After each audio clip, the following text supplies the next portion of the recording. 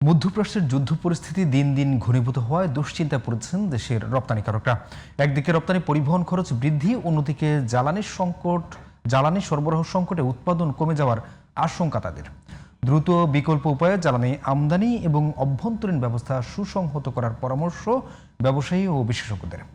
জ্বালানি আমদানিতে বিভিন্ন উদ্যোগ নেওয়ার কথা জানিয়ে শিগগিরই মজুদ পরিস্থিতি স্বাভাবিক হবে বলে আশা জানিয়েছে বিপিসি।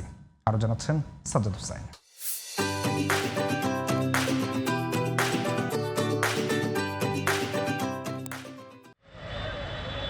দেশে ব্যবহৃত জ্বালানি তেলের প্রায় ৯৫% আমদানি নির্ভর।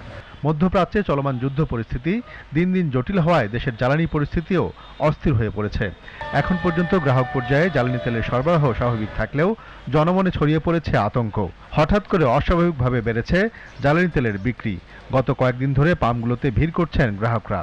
বিবিসি সূত্রে জানা গেছে, গত 4 দিনে ডিজেল বিক্রি হয়েছে প্রায় ৯৮,০০০ টন। দেশে উৎপাদন হওয়া অকটেন ও পেট্রোলও বিক্রি হয়েছে যথাক্রমে ৮ ও ৯,০০০ টন। তবে সবচেয়ে দুশ্চিন্তায় পড়েছেন দেশের প্রধান রপ্তানি খাতের উদ্যোক্তারা। যুদ্ধ পরিস্থিতিতে খরচ বৃদ্ধি ও উৎপাদন কমে যাওয়ার আশঙ্কা তাদের। আমার মেজর এক্সপোর্ট কিন্তু ইউরোপ। তো ইউরোপ ডেস্টিনেশন আমার যে জাহাজ এদিক দিয়ে যেত সুয়েজ খাল দিয়া, সেটা কিন্তু বন্ধ হয়ে গেছে। ফলে আমাকে এখন এই মাল পাঠাইতে হবে কেপটাউন দিয়ে ভারত মহাসাগর হইয়া একেবারে আটলান্টিক হইয়া ওই দিক দিয়ে যেতে হবে। ফলে আমার 7 দিন অতিরিক্ত সময় লাগবে, ফ্রেট চার্জ বেড়ে যাবে অনেক বেশি। এইভাবে যদি চলতে থাকে তাহলে সামনের দিনগুলি এই আমাদের এক্সপোর্ট সেক্টর গুলি বেঁচে থাকাটা খুব কঠিন হবে। দ্রুত বিকল্প উৎস থেকে জ্বালানি আমদানির দাবি রপ্তানিকারকদের।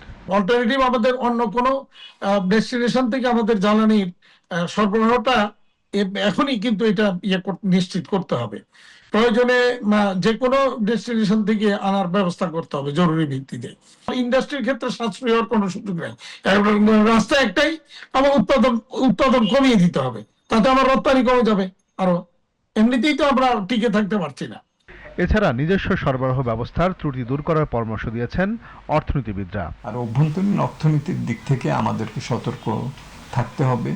এই যে মূল্য বৃদ্ধি, তারপরে এটার ফলে আমাদের মূল্যস্ফীতির পরিস্থিতির অবনমন, এটার ফলে আমাদের সরবরাহ যে শৃঙ্খল আছে সেখানে বিভিন্ন ধরনের যে ব্যত্যয়, এটার ফলে আমাদের শিপিং, ইন্স্যুরেন্স এসবের উপরে যে নেতিবাচক প্রভাবগুলি পড়বে সেটাকে অবজার্ভ করা, এবং এটা যদি দীর্ঘস্থায়ী হয় তাহলে আমাদেরকে অবশ্যই কৌশল অবলম্বন করতে হবে যাতে আমরা আমাদের ক্ষতিটাকে সীমিত রাখতে পারি। এদিকে চলমান অস্থিরতা বিবেচনায় নিয়ে বিভিন্ন গন্তব্য থেকে তেল আমদানির উদ্যোগ নেওয়ার কথা জানিয়েছে বাংলাদেশ পেট্রোলিয়াম কর্পোরেশন বিপিসি। জ্বালানির সরবরাহ স্বাভাবিক রেখে এর মজুদ ঠেকাতে গ্রাহক পর্যায়ে জ্বালানি তেল সরবরাহ সীমা বেঁধে দিয়েছে সংস্থাটি।